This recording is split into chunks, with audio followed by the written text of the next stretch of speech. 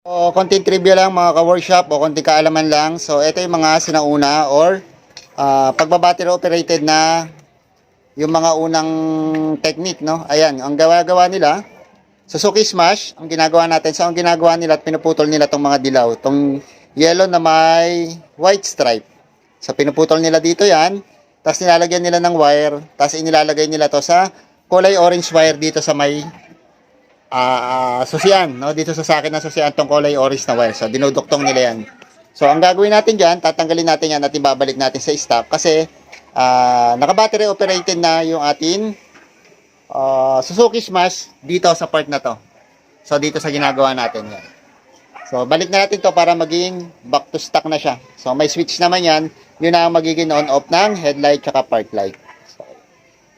So balik natin to para maging maayos tsaka stock lang ang magiging wiring niya.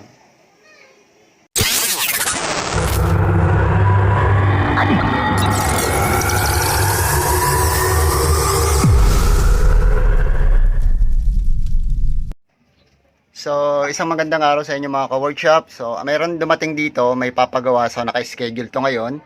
Suzuki Smash 115. So, full rewiring to ng mga naka-install sa motor niya. So, ito yung wiring sa loob ng kanyang motor ng binaklas natin. So, ayan. So, dito makikita nyo, ito yung kanyang balas ng MDL. So, ayan, nakabalunbon sila dyan. Ito yung kanyang fuse. Ayan. So, para sa akin, hindi dapat na maglalagay ng fuse sa mga ganitong part.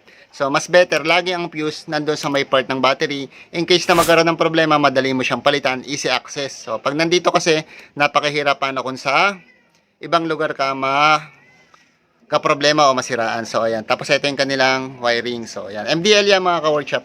So, hinubad ko na. So, ayan. Naka-body ground dito. Ayan yung mga wire.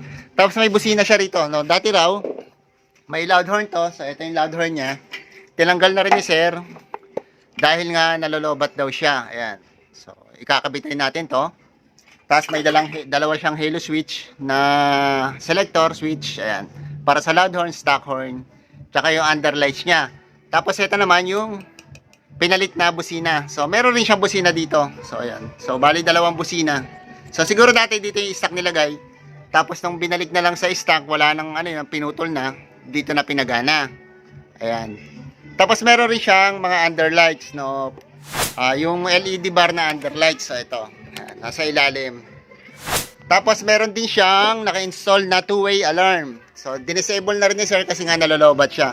So, actually talaga sir, malolobat ka kapag hindi mo ginagamit ang motor mo tapos may naka-installed sa'yo na ganito, na two-way alarm. Kasi, direktang nakakabit yung positive nito lagi sa battery. So, kahit hindi mo siya gamitin, gumagana yun, yung alarm. So, ang maganda nga doon yun, i-disable mo kung nasa parking ka naman ng yung bahay. So, yan. So, i-rewire natin yung mga yan. Ko-convert natin sa power line. Advanced full wave, power line setup. Tapos, ayusin natin lahat na nakakabit. So, ito yung schedule natin ngayon. Ayusin natin mabuti. Yan. So, nga pala mga boss, bakit siya nalolobat? Kasi nalolobat siya, unang-una, sa nakakabit na two-way alarm niya. Isa pa sa pamamaraan ng pag-wiring at paggamit ng mga wire. So tulad nito, yung mga speaker wire, no? Never na tayong gagamit dapat ng ganyan. Pero yung mga sinauna, okay lang, no? Kasi itong nakagawian nila. Pero ngayon, syempre mas advanced na tayo. Hindi na tayo dapat gagamit ng mga speaker wire. So ayan. Tapos yung mga ganitong wire, mukhang mataba siya. Mukhang siksik, no? Kung mapapansin mo, pero yung loob niyan, aluminum wire yan. Nakakoated lang siya ng copper. So ayan, pero mga aluminum wire yan.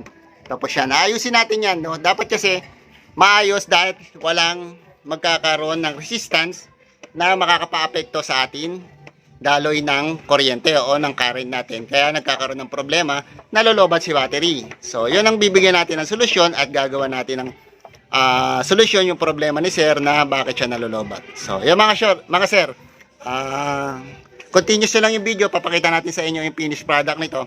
No, yun. Suzuki Smash 115. So, ito na yung kinalabasan. Natapos na namin yung kanyang Suzuki Smash. Full wave advance. Tapos naka power line mga ka-workshop. So, nandun na to dito. Hindi ito nagpo-push start. Tapos hindi rin nakakabit yung kanyang horn. Yung kanyang dual horn. Hindi rin nakakabit yung kanyang two-way alarm. Pero ngayon lahat in-install na namin sa kanyang motor. Pati yung mga underlights na ayos na. Pati yung mga switch ng kanyang handle switch. So yan. So ito yung pinapalit ni sir. So ito yung nilagay niya na MDL na gusto niya. Yan. Yung all-eye talaga. So pinalitan namin yung luma. Tapos nilagyan namin ng voltmeter. So nakita nyo, yung voltmeter niya 14.9, idling pa lang yan. So medyo tinaasan natin ng konti yung minor. Dahil mas maganda kung medyo mataas ang minor, mas maganda mag-charge. Huwag naman yung sobrang baba kasi pag sobrang baba na halos ayaw na magkarga ng battery nun kapag naka-idling ka lang. Lalakas lang siya once na pina-under mo. So dito idling lang 14.8. Makikita nyo on natin yung kanyang MDL na nilagay. So dito yung kanyang switch. So ayan yung kanyang high. So makikita nyo 14.5. Buksan natin yung kanyang headlight. Ito yung kanyang switch. So in-upgrade na natin sa tamang pagba-battery operated, no, mga ka-workshop. Kasi yung unang battery operated medyo nag-tap-tap lang, no. So ginawa natin, inayos natin rin yan. So 14.7 bukas yung kanyang ilaw. So ganyan kalakas yung ilaw niya. So ayan. Tapos buksan natin headlight. So yung battery nito na sir, 4 years na pero tingnan niyo naman, still kicking pa rin. Walang kakurap-kurap. Yan yung mga ilaw niya. So headlight.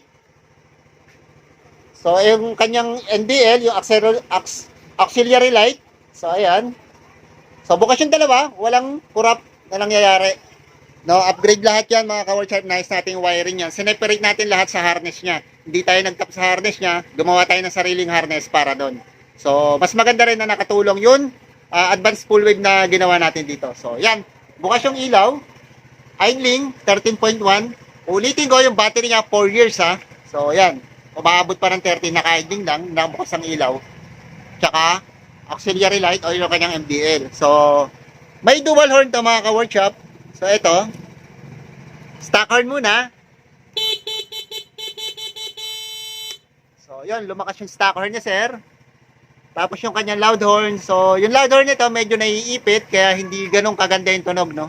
Pero siguro pag napaigisipan ni sir, baka palitan mo to, sir. Yan. Palitan mo to, sir. Mas maganda yung malakas. So, hinanapan na lang namin ng pwesto kasi dual horn to. So, smash. Napakahirap lagyan nito ng busina kasi napakaliit ng kahan nito. So, yan. Busina tayo, stock. Loud horn. So, 12.3, 12.4. So, ayan. Tignan nyo naman yung kanyang loud horn. May passing yan. Yan. Pag nakalo yung kanyang MDL, passing.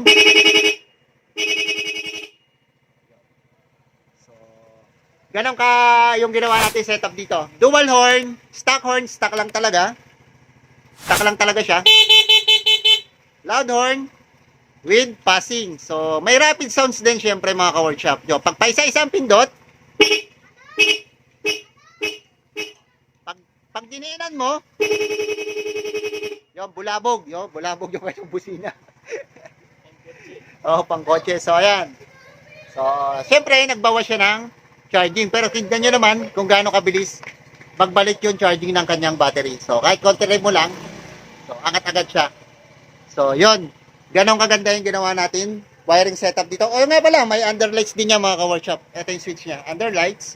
Color blue. So, yan. Color blue yan mga ka-workshop. Bukas lahat, no?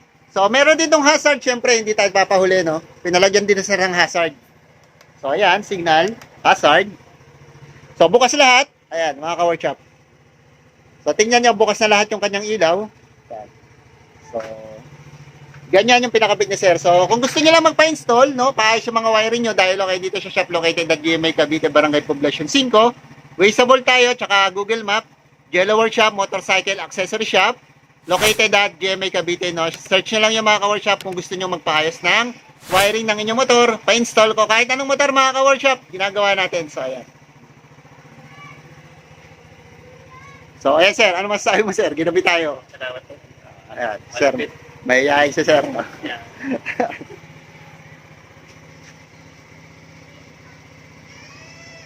Natin napakita na yung ginawa natin two-way alarm, no? Before, hindi na gumagana kasi nga naglolobat. So, natural. Ang two-way alarm, pag hindi mo ginamit ng 2 days, 3 days, no? Gumagamit siya ng konsumo sa battery dahil meron siya standby na connection galing sa battery. So, nilagyan natin ng switch yun in case na nasa bahay lang naman, nasa loob ng bahay, nakapart yung kanyang motor, hindi niya ginagamit, pwede niyang i-off. So, yun. So, ito yung kanyang alarm. Yung two-way alarm niya. So, ito, yun, push start. So, ayan. So, kita nyo, push start.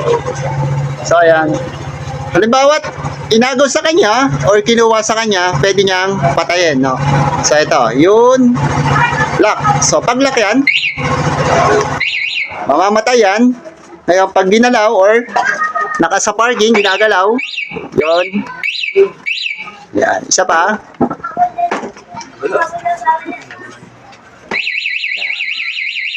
So, mag-iingay siya, mag-iiskandalo yung kanyang motor. So, off na natin. So, yun lang. Isa yun sa ginawa natin at binuhay natin sa kanyang motor, yung kanyang two-way alarm. So, ayan. So,